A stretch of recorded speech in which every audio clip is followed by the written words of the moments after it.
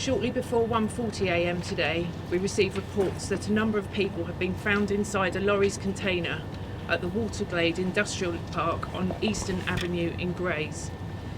We believe the lorry is from Bulgaria and came into the UK through Holyhead on the 19th of October.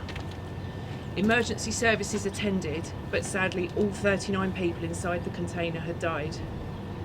Early indications suggest that one of these people was a teenager, the rest are believed to be adults. A murder investigation was launched and the lorry driver, a 25-year-old man from Northern Ireland, was arrested on suspicion of murder and remains in police custody.